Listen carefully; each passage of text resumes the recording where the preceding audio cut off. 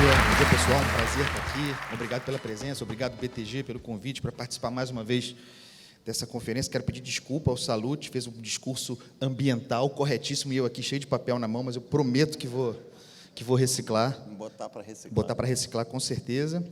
Para entrevistar aqui, na abertura desse segundo dia, André Esteves. Bom dia, André. Vou direto à pergunta, botar fogo no palco desde já. Eu sei que você é um apreciador de cinema, gosta de documentário, daí porque eu pergunto, a democracia brasileira está em vertigem, André Esteves? Bom, acho que, a despeito da brilhante apresentação do Roberto, é mais justo te classificar como cientista político do que como jornalista, né? Jornalista mesmo, tá bom. Não, a democracia brasileira não está em vertigem, pelo contrário. Eu acho que a gente saiu de um processo eleitoral com uma democracia mais saudável do que nunca.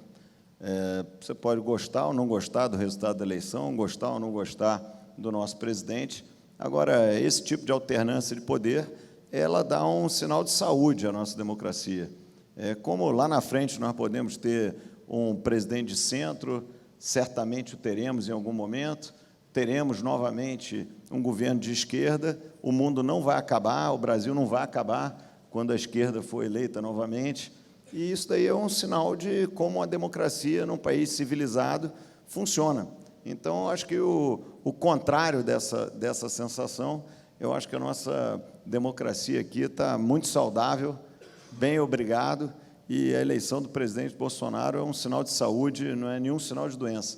De novo, ele tem seu jeito, tem seu modo de governar, seu modo de operar, suas declarações muitas vezes polêmicas.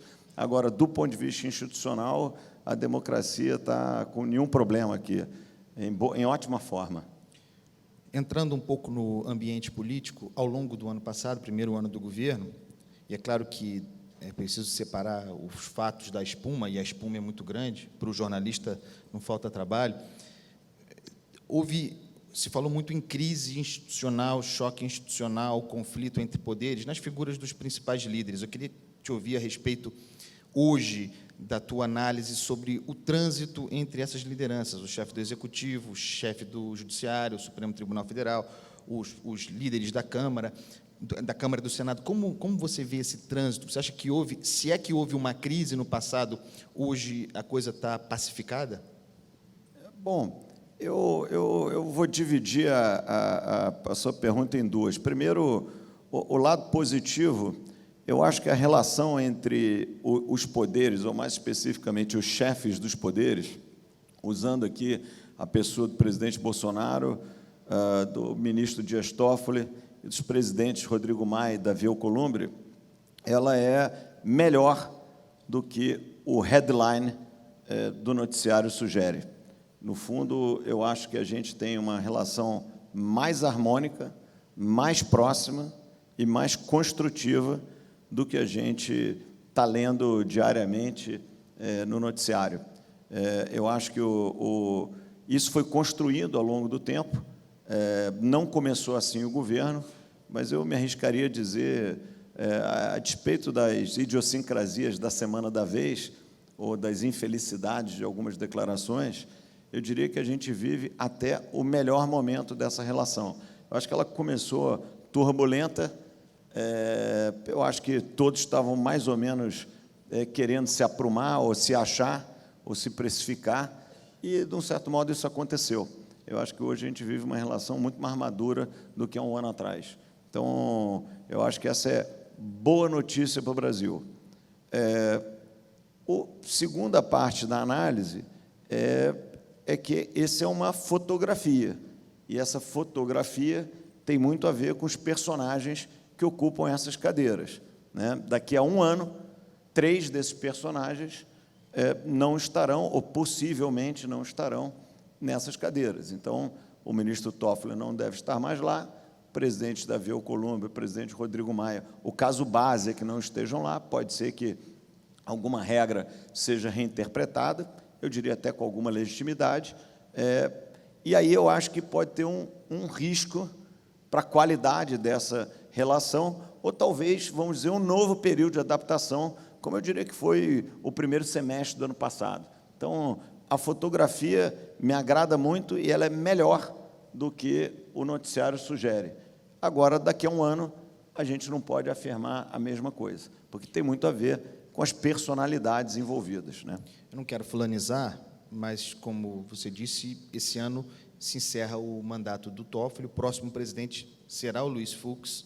Eu uso isso como gatilho para falar sobre o ambiente de segurança jurídica ou de insegurança jurídica no Brasil, em boa parte a partir do próprio Supremo, o Supremo sendo uma espécie de centro irradiador de algum grau de insegurança jurídica. A gente teve recentemente o episódio do juiz de garantias, aprovado pelo Legislativo, sancionado pelo presidente, e uma intervenção monocrática do juiz plantonista, no ministro plantonista, no caso, Luiz Fux. Esse é um caso para tratar de um assunto que me parece muito importante e que tem impacto no mundo dos negócios, que é o ambiente jurídico de segurança ou segurança jurídica. Queria ouvi-lo a respeito.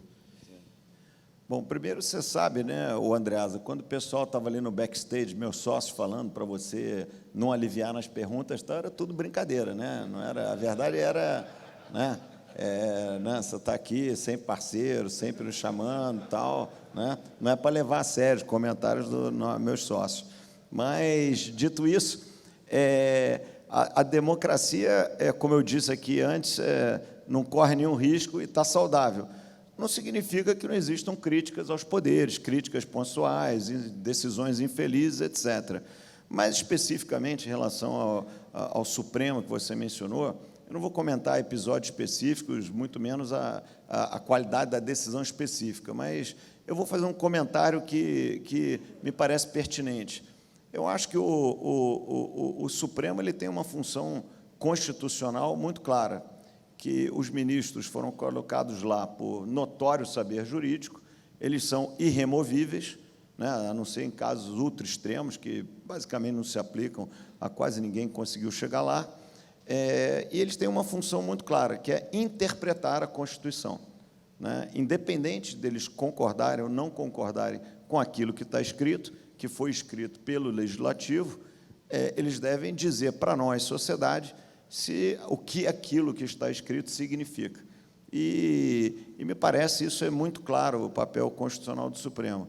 Eu acho que não faz bem para a institucionalidade brasileira quando esse papel, vamos dizer, cede à pura interpretação e passa a expressar a visão pessoal de algum ministro. E, muitas vezes, com legitimidade. Eu até concordo com a opinião do ministro, mas eu certamente não concordo com a ideia de forçar uma interpretação da Constituição segundo a opinião daquele ministro específico. Essa não é a função institucional do Supremo. Mudar a Constituição não tem problema nenhum, ela é mutável, existem regras para isso, só que elas acontecem do outro lado da rua, onde 500 caras, a cada 4 anos, são eleitos pela sociedade para não interpretar a Constituição, mas para, dentre outras funções, escrever de tempos em tempos pedaços da Constituição. Não há problema nenhum nisso e a gente tem um framework de governança razoavelmente bem escrito para isso. Então, a meu ver, a gente fica bem se o legislador legislar e o judiciário julgar e interpretar, o presidente executar, e seu conjunto, toda a sua equipe, executar o plano de governo proposto, aquele que foi vencedor nas urnas.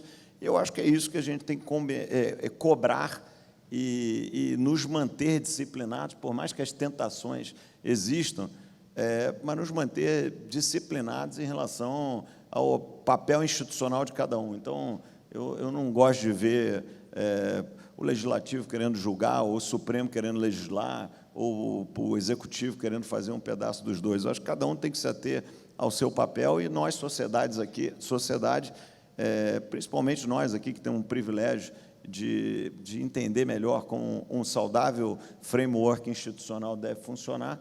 Então, eu talvez fizesse essa ponderação. Enfim, mais uma vez, aqui eu não estou entrando no mérito de qualquer decisão específica ou de qualquer postura específica, mas eu acho que o Supremo, inclusive os 11 que estão lá, estão muito, muito qualificados para interpretar qualquer dúvida constitucional. Para legislar, eu não gosto da ideia. Eu acho que isso aí é com o Congresso, que a cada 4 anos está eleito. E se alguém quiser fazer isso, é só atravessar a rua, ser eleito, vai lá e executa. Ou se alguém do Legislativo quiser exercer o papel do Supremo, estuda bastante direito, faz-se ter notório saber e procura se candidatar quando as vagas aparecerem, né?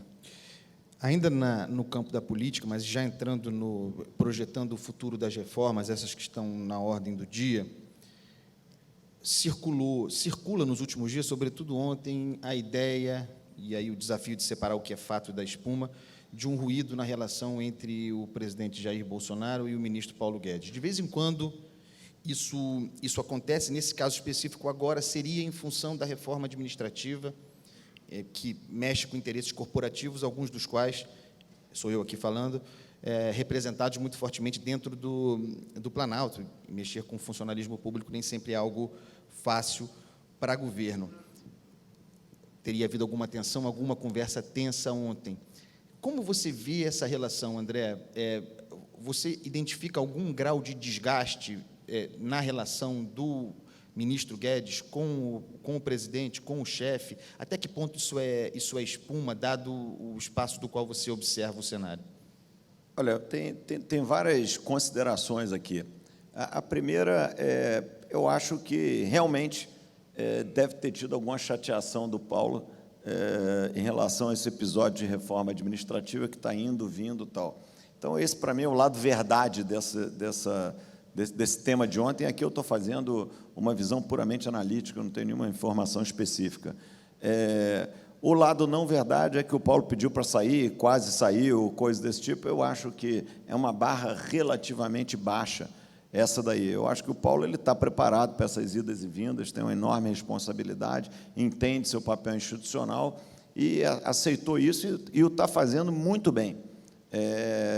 O que não significa que não existam desgastes, críticas, etc. Me parece que o presidente Bolsonaro ele está amadurecendo muito politicamente. Eu acho que hoje ele é um presidente politicamente muito melhor, muito mais redondo do que há um ano atrás, a despeito de, vamos dizer, alguns momentos não tão redondos, mas eu acho que politicamente o presidente amadureceu bastante.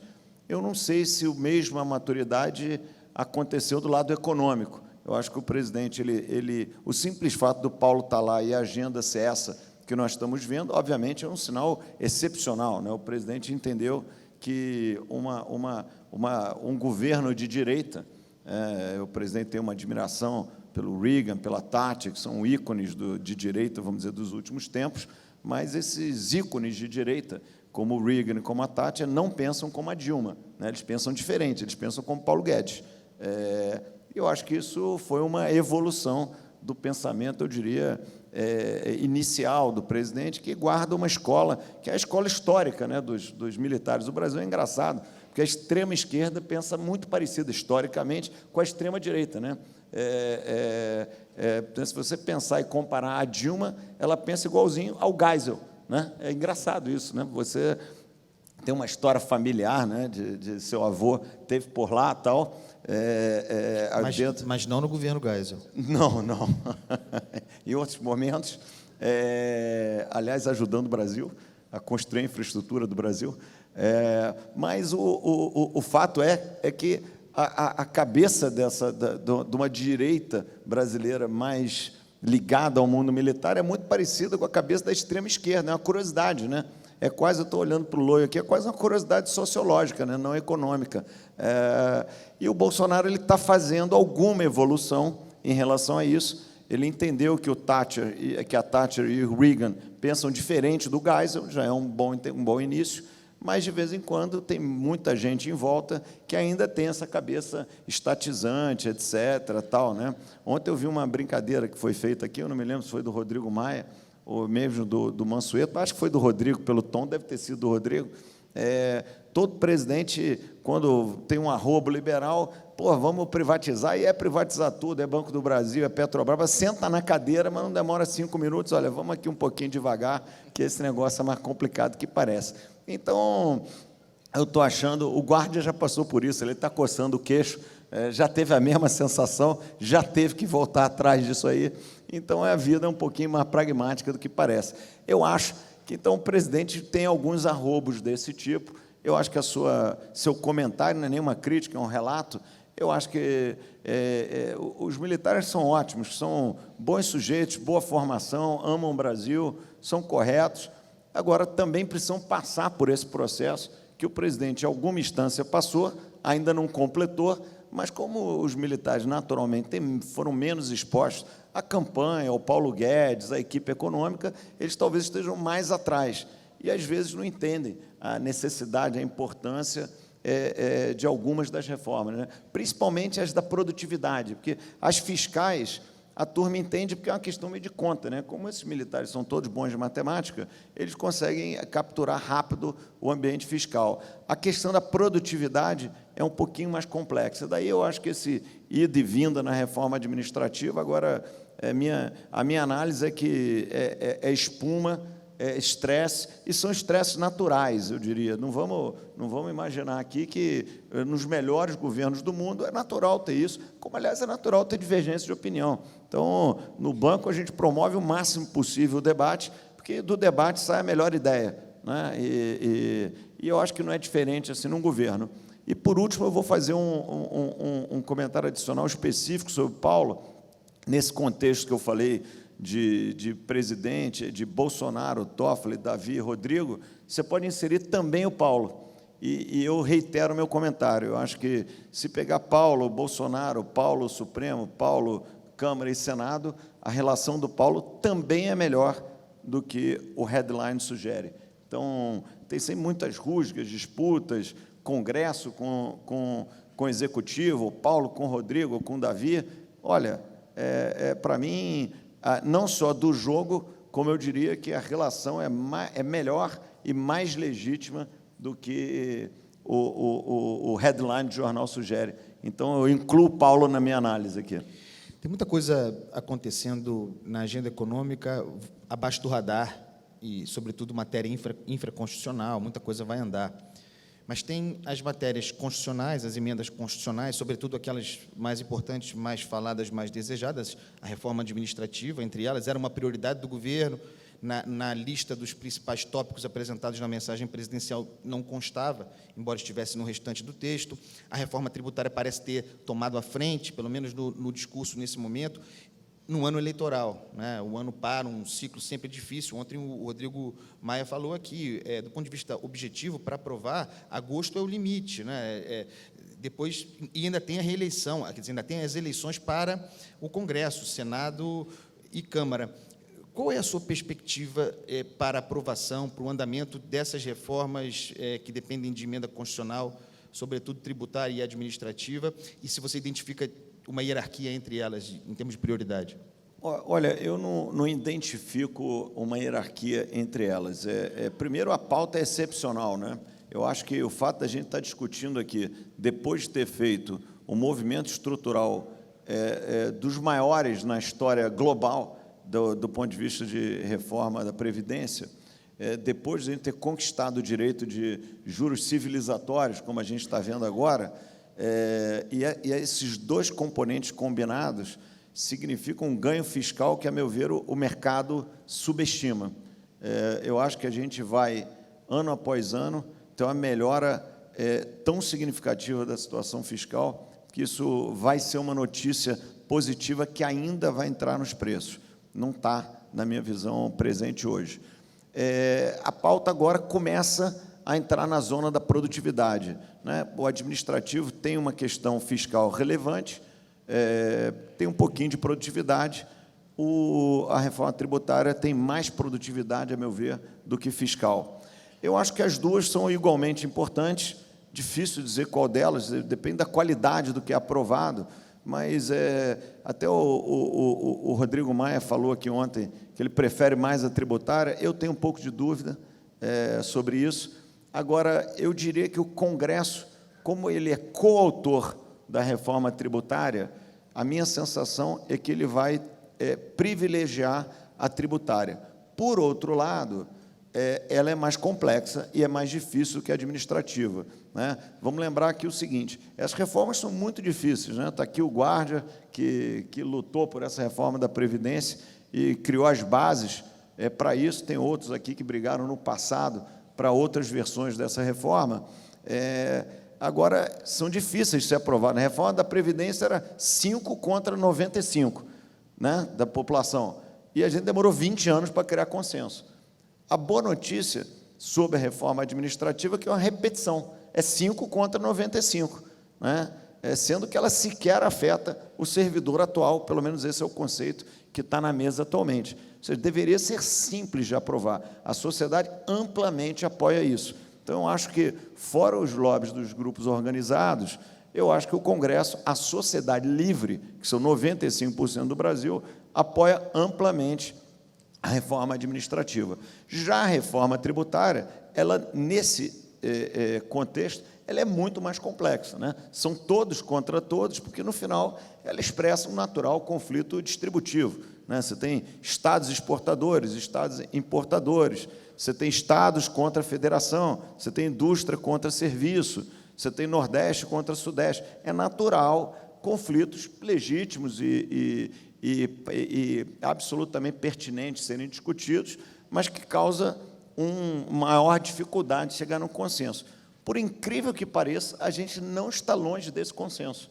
Talvez esse debate que tem acontecido em gestões anteriores e tal, foi criando uma convergência, e a reforma do Congresso já é muito parecida com a reforma do governo, e, pelo contrário, tem uma outra entidade de classe perturbando, mas eu acho que a gente está razoavelmente perto de um consenso, o que é uma boa surpresa. Então, a despeito do tempo exíguo, se a gente não errar muito, não criar nenhuma confusão, eu acho que a gente tem chance de emplacar isso daqui. É difícil dizer com assertividade, acho que ninguém pode dizer, nem o Rodrigo, nem o Paulo, nem o presidente, muito menos eu, se a gente vai conseguir emplacar uma delas ou as duas. Mas eu acho que a gente tem condições, sim, de, num tempo, vamos dizer, até agosto, ou talvez setembro, conseguir fazer parte dessas pautas. É importante que algumas dessas pautas, elas são hoje pautas populares, tanto populares junto à sociedade,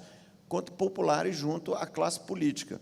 Por exemplo, a lei de saneamento, que é excepcional, ela não briga com as eleições municipais, ao contrário, ela está servindo de pauta. Ontem, quem reparou, quem assistiu, o governador Witzel defendendo aqui com vigor a privatização da SEDAI e uma mudança em todo o framework de saneamento no estado do Rio de Janeiro.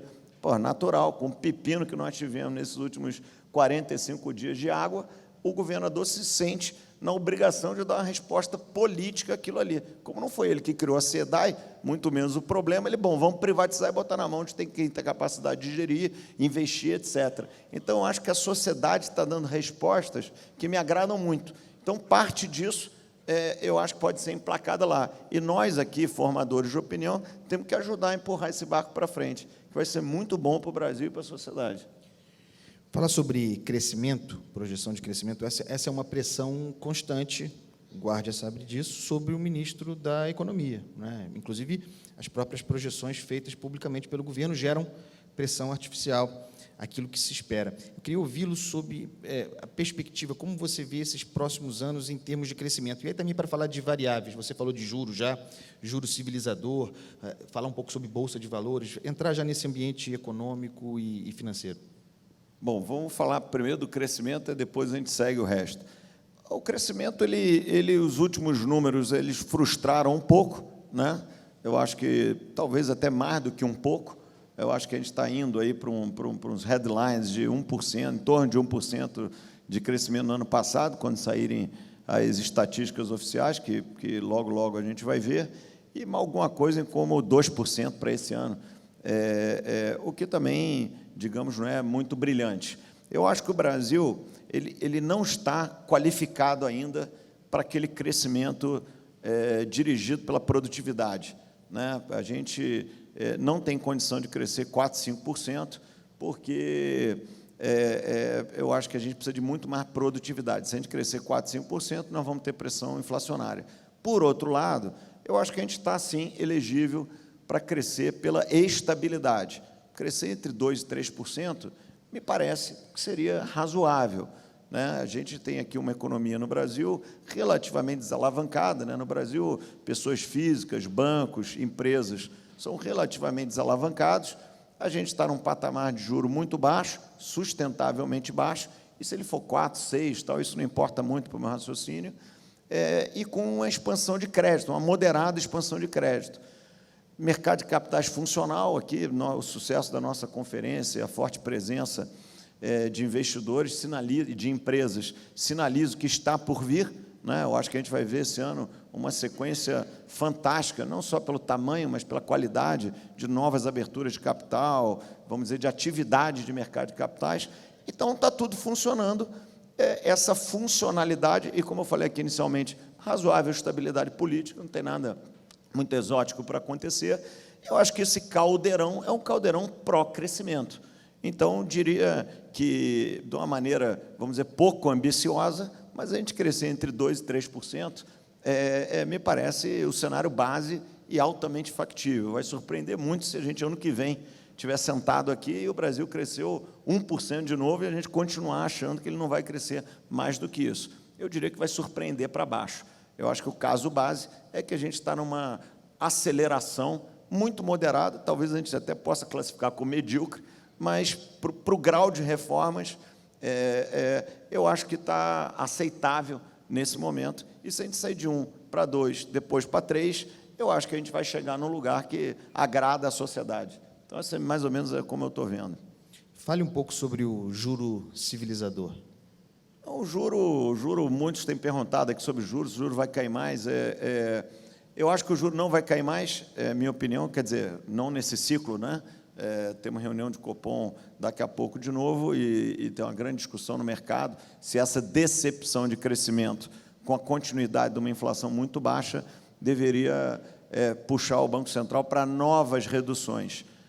Acho uma discussão pertinente, mas, na minha visão aqui, enquanto analista, eu acho que o Banco Central não reduzirá o juro na próxima reunião. Por que eu acho isso? Porque, primeiro, nós já estamos com, vamos dizer, uma potência, se não é máxima, muito perto do máxima de política monetária, né? O juro de 4,25 para uma inflação de 3, 3,5, eu acho que a gente está perto do máximo que a gente pode fazer. E, muito provavelmente, os movimentos adicionais de taxa de juros não vão ter o mesmo impacto do que os movimentos iniciais de taxa de juros.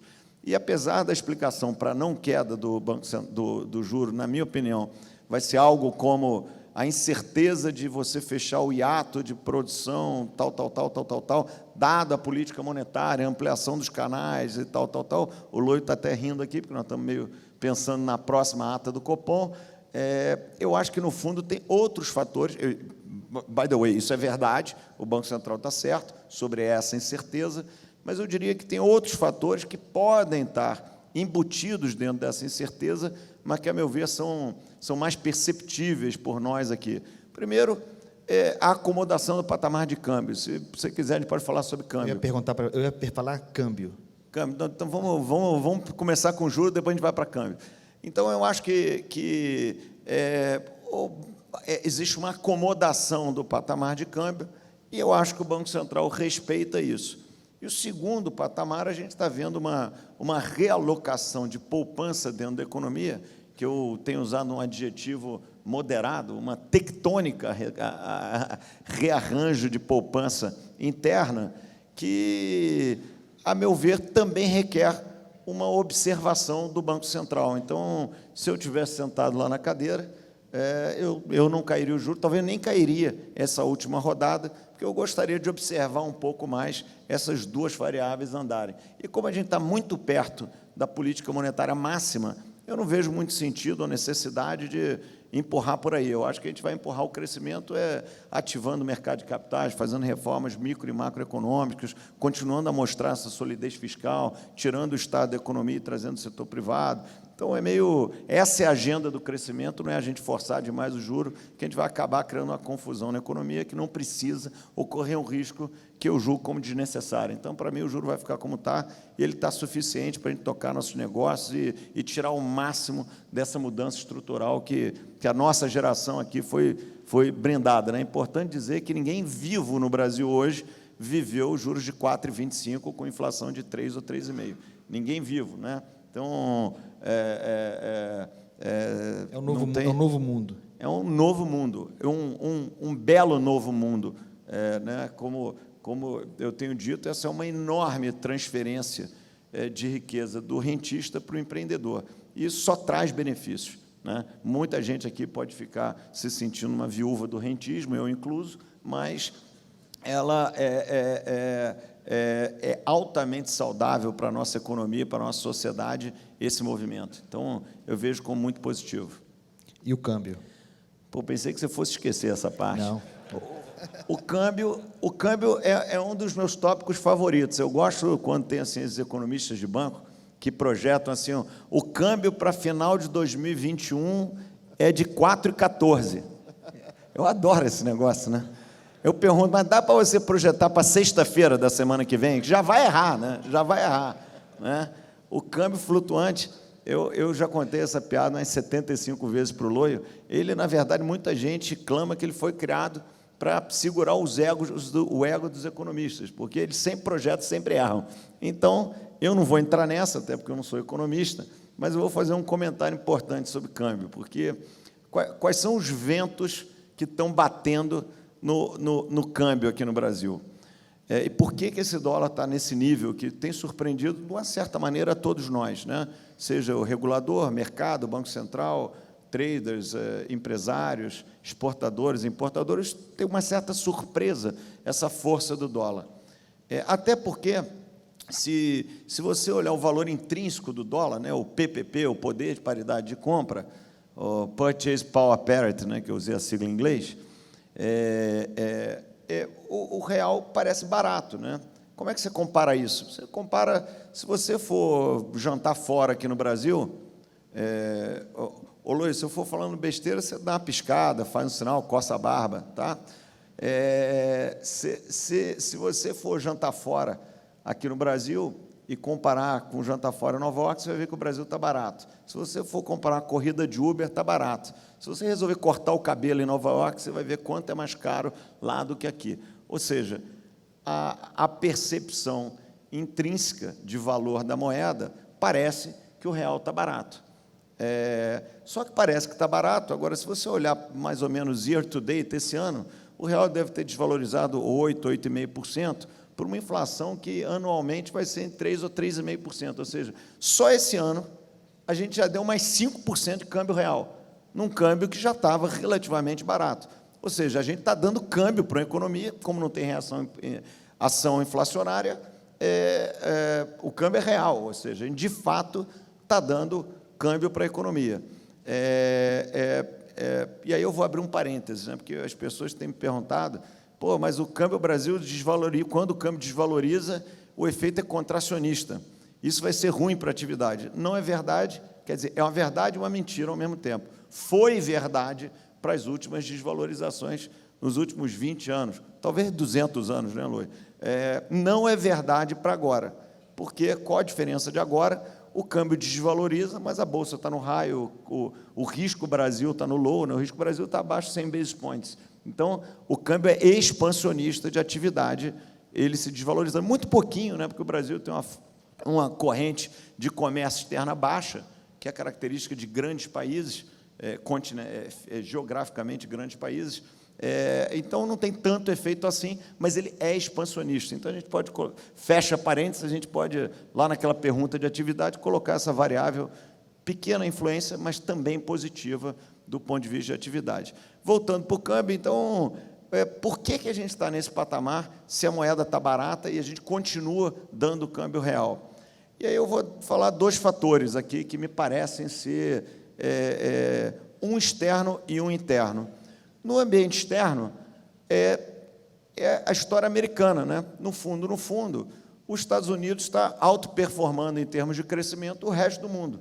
Não interessa direito se você compara com a Europa, com a China ou com o Brasil, mas, em geral, de um ponto X qualquer para hoje, os Estados Unidos, do ponto de vista de perspectiva, foi melhor de crescimento do que a Europa, do que o Brasil ou do que a China. Não estou falando aqui de valor nominal de crescimento, estou falando de delta expectacional de crescimento. Ou seja, a economia americana está performando melhor do que as outras. E, no longo prazo, o câmbio é crescimento, então isso está tendo uma influência. Então, nós estamos absorvendo essa influência americana que é forte para o dólar, porque o dólar está forte não só contra o real, mas também contra todas as moedas do mundo. Mas tem uma coisa intrigante: o real está mais fraco do que a maioria das moedas, inclusive moedas comparáveis com a nossa, de outros países emergentes. Por quê? Aí entra o fator local. A minha sensação é que a gente está se adaptando, eu digo todos os agentes financeiros em atuação no Brasil, estão se adaptando a esse novo patamar de juros. Como o Brasil sempre foi uma moeda de carrego, uma moeda de investimento, não uma moeda de financiamento, eu acho que a gente mudou de status, e o que está acontecendo é uma realocação, muitas vezes invisível, muito pouco perceptível nas estatísticas oficiais ou privadas, mas ela acontece. Porque quando você pega, por exemplo, as estatísticas de FDI, de investimento direto estrangeiro, e começa a granularizar, elas são muito complexas, né? E tem muita coisa embutida lá dentro. Tem, por exemplo, um empréstimo da Ford matriz para a Ford local para financiar o seu banco, porque é muito mais barato, dada a taxa de juros. Na hora que você inverte, é mais barato para esse banco Ford captar no Brasil, ele capta, paga a sua matriz aqui, que paga a sua matriz lá fora, e você, na verdade, cancelou um suposto FDI do ponto de vista estatístico. Eu peguei um exemplo absolutamente hipotético, mas só para dar um tom de realismo. Então, o que eu acho que, a nível local, existe uma readequação ao novo patamar de juros. Então, esses dois fatores estão sugerindo, a meu ver, uma pressão de desvalorização. Uma hora ela termina, porque, de novo, o Brasil vai ficando barato, e mais barato, mais barato, até uma hora que esses fatores se invertem. Eles podem se inverter a 4,30, podem se inverter a 4,50. O importante é a gente não deixar isso contaminar outras variáveis financeiras, o que até agora não aconteceu e nem parece acontecer, vamos dizer, para alguma desvalorização adicional marginal. André, nosso tempo acabou, nós temos 10 segundos, vamos fazer um chorinho aqui para uma... Pode fazer um pouquinho mais. Por uma pergunta que eu estou te ouvindo aqui falar e observando que você está otimista, que você decididamente aposta no Brasil, e aí surge uma pergunta meio Marília Gabriela, com todo respeito a Marília Gabriela, e que você pode responder do ponto de vista privado ou público, né? Do que você tem medo?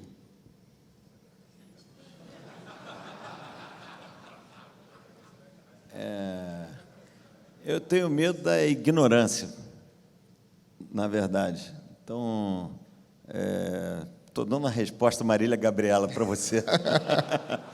Esse é o meu medo, e o resto é fácil de lidar. E sobre o Brasil, naturalmente, né? A gente acredita em Brasil, é só olhar aqui em volta, o tamanho do barulho que a gente faz por aqui, o quanto a gente se dedica a promover o desenvolvimento dos mercados aqui, o tamanho do nosso negócio, nossos investimentos. Então, e o sucesso dos países tem muito a ver com o quanto a classe empresarial acredita nos seus países, né? O que se passou na Venezuela foi uma desocupação da elite, né? A elite deixou o país e o poder não deixa vácuo, e apareceu aquela desgraça por lá. E isso no fundo, uma leitura aqui muito 40 mil pés, mas é um pouco por aí. E aqui no Brasil, do nosso lado, nós não vamos desocupar, vamos ficar criticando, sugerindo, influenciando, participando, investindo, junto com vários outros aqui que eu vejo participando da mesma maneira, botando sangue, suor e lágrimas e muito dinheiro, e o Brasil tem correspondido. Eu acho que a gente apresentou o vídeo do exame aqui na introdução, e eu acho que a gente está feliz, seja com o aspecto de business dessa aquisição, que o exame é impressionante como ela é a maior unique visitors de business do Brasil, mas com larga margem. É uma história que estava um pouco hibernada, mas tem um segundo aspecto, que foi o que a gente viu no vídeo, e que ontem eu falei, o Roberto falou hoje, que é a gente ter a chance de poder celebrar o capitalismo brasileiro, né? Nós aqui, os empreendedores, empresários, investidores, isso aqui é uma corrida de obstáculo, né? Então, se a gente tiver um lugar onde a gente se celebre, que faça narrativa, que faça conte um pouco da nossa história sobre a nossa ótica, inclusive com os erros que nós eventualmente cometemos, né, enquanto empresários, eu acho que isso é excepcional. Então, eu acho que tem muita qualidade aqui no Brasil e nós estamos bem animados realmente com o que estruturalmente a gente pode passar. E eu acho que a gente tem a chance de, ainda nessa geração, tanto ser protagonista, nós aqui todos, empresários, investidores e participantes, que decidimos ficar aqui brigando de manhã, de tarde, de noite, eu acho que a gente tem a chance de ser agentes, protagonistas, e depois, quando a gente estiver mais velho, olhar para trás e ver a transformação que a sociedade passou. Então, meu único medo é a ignorância, mais nada, não. Falando sobre ignorância e no combate à ignorância, para encerrar, eu percebo uma preocupação sua muito grande e prática também com a educação brasileira. Queria ouvi-lo a respeito disso. Qual é a sua visão? Porque esse é um gargalo nosso, um gargalo, inclusive, para o crescimento, a qualificação individual. Qual a sua visão para a educação e de que maneira você contribui ou pretende contribuir para a formação de jovens, etc.? Como uma mensagem final também da nossa conversa. Olha, vamos continuar esse nosso momento Marília Gabriela, né? Então, obviamente, como eu falei aqui, na ignorância, você combate a ignorância com a educação, né, em todos os níveis. Então, parte dessa é você espalhar a lucidez, explicar para o resto da sociedade, muitas vezes até uma sociedade educada, mas o que de fato gera renda, emprego, combate a desigualdade, principalmente reduz a pobreza, né? Porque muito se fala sobre desigualdade, mas, na verdade, o tema não é desigualdade, o tema é pobreza, né? Os Estados Unidos é muito desigual também, tão desigual quanto o Brasil. Mas, como você não tem pobreza extrema em escala, né, são pequenos nichos de pobreza, o sujeito que está lá na classe média alta, são 200 milhões de americanos, o cara tem 1 ou 2 carros na garagem, ele sai de férias todo ano e tem um sistema educacional que o filho dele participa e pode ser o próximo Bill Gates. Então, ele não está nem um pouco preocupado se o Bill Gates tem 50 bilhões de dólares de patrimônio. Então, ele vê aquilo como uma esperança que o filho, o neto dele, pode chegar lá também, como chegou o Bill Gates e outros tantos. Então, eu acho que aqui no Brasil a gente tem uma função que é explicar o que gera, de fato, renda e riqueza, executar e explicar, né? Eu sempre acho que a melhor maneira de educar é dar o exemplo, né? Pelo menos assim eu faço em casa com meus filhos e aparentemente tem funcionado. E empresarialmente a gente deve fazer também o que a gente acha que é certo. A gente faz aqui uma série de iniciativas, elas estão todas lá no nosso site. Eu acho que tem uma nova aqui que eu, junto com um grupo de sócios, a gente está mais interessado, estamos mais preocupados com esse gargalo de educação tecnológica aqui no Brasil, né? O Brasil, a gente visitava, há um tempo atrás, há um ano atrás, um grande investidor de venture capital, o maior do mundo, na verdade, a Sequoia, lá na Califórnia, e me perguntado para ele por que ele a Sequoia não é um player relevante no Brasil, e ele nos respondeu, falou, poxa, o André sabe o que é? A gente não tem conforto de investir no Brasil, porque o Brasil não tem engenheiro suficiente. Porra, no fundo, isso dá um misto de vergonha e de sentimento de um pouco de raiva, um pouco de vergonha dessa situação, porque no final do dia você começa a fazer conta e é verdade, né? Eu sou formado em matemática, na verdade eu estudei ciências da computação, que na minha época era junto com matemática. E a minha universidade forma a mesma quantidade de alunos. Se você pega as escolas de ponta brasileiras, o ITA, que é um negócio sensacional, tem vários aqui ex-alunos do ITA, vários nossos sócios estudaram no ITA, forma há 50 anos a mesma quantidade de alunos, são 100 e poucos caras. Acho que em 50 anos aumentou a demanda um pouco, né? Então, na verdade, por mais que nos incomode, o cara da Sequoia está certo. Então, a gente está com um projeto aqui meio diferente, filantrópico, um pouco grandioso, de criar uma faculdade de engenharia e ajudar a fechar um pouco esse gap, botando um pouco de qualidade, mas também quantidade, que precisa de escala, né? De poder usar um pouco da nossa capacidade financeira e empresarial para ajudar a fechar esse gap, é um negócio que nos ajuda. Então, a gente não... Na verdade, você queimou a largada aqui com essa pergunta, eu não posso deixar de responder, acho que o Roberto vai puxar minha orelha ali, mas a gente não lançou ainda essa ideia. É um furo de reportagem aqui? É um furo, essa palavra está meio complexa nessa semana, mas eu acho que a gente está animado com essa ideia aqui, vamos ver se a gente consegue botar de pé, mas nós somos muito empreendedores e vamos ver se dá para botar de pé um negócio filantrópico de alta qualidade, qualidade a nível internacional top, para fechar um pouco esse gap, para daqui a 10 anos, quando a gente visitar o Sequoia, eu quero, bom, pelo menos engenheiro tem, vamos ver se tem o resto, né? Então é isso. André, muito obrigado pelo papo, obrigado a todos pela presença, foi muito legal. Gente, obrigado aí pela presença uma vez mais. Gente. O BTG Pactual é focado em investimentos há 37 anos. Presente nos principais centros financeiros do mundo. E que apresenta resultados consistentes ano após ano. Um banco inovador e com excelência reconhecida. Melhor time de research do Brasil e da América Latina. Melhor banco de investimentos do mundo em países emergentes. Há 2 anos, o melhor gestor especialista do Brasil. Pelo 2º ano consecutivo, o melhor private banking do Brasil. Desde 2018, o melhor banco para se investir na categoria digital. Mas a confiança de clientes e parceiros, esse sim, é o nosso maior prêmio.